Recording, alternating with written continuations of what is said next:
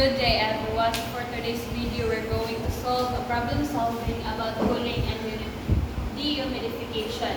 So first is we have a given of T2 equals 14 degrees Celsius, T1 is equals to 28 degrees Celsius, dP equals 9 degrees Celsius. Ang required is BPF.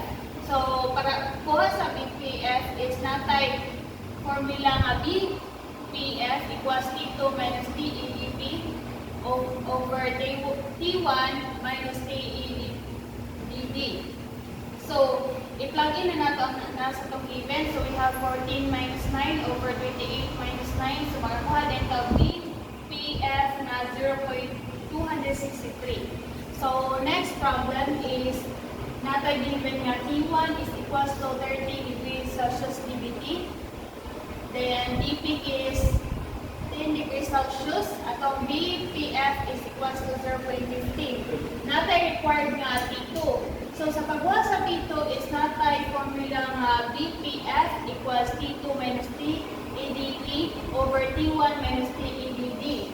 So, i-plug in din nato ang nasa itong given. So, we have BPF na 0.15 equals T2 minus 10 degrees Celsius over 30 degrees Celsius minus 10 degrees Celsius. So, sa shift solve din nato, makakuha din ta og T2 equals 30 degrees Celsius. So, next problem is we have a given of V equals 500 meter cube. Then,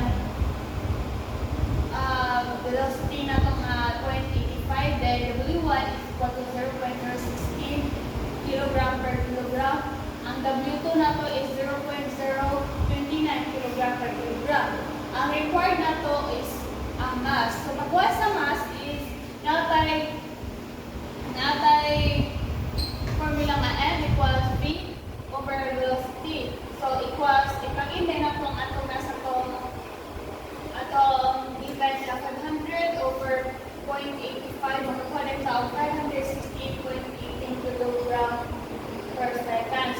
Next is ang pagkuha sa mass, natay formula nga M of water equals M of air, W1 minus W2. I-plug in din nato ang atong nakuha already nga mass of water na 560.18 times 0.016 minus 0.009. So, i-calculate pa to siya, makakuha din taong mass nga 3.977 kilogram per minute. So, last is we have a given of Q equals 50 kilowatts. H1 is 55 kilojoules per kilogram. H2 is equals to 35 kilojoules per kilogram. Ang required ion is mass. So, pagkuha sa mass is natin formula nga Q equals M times H1 minus H2.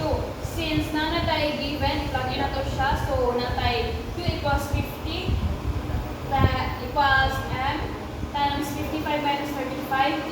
Shift solve din mo siya, makakuha din ka mass na 2.5 kilojoules per second.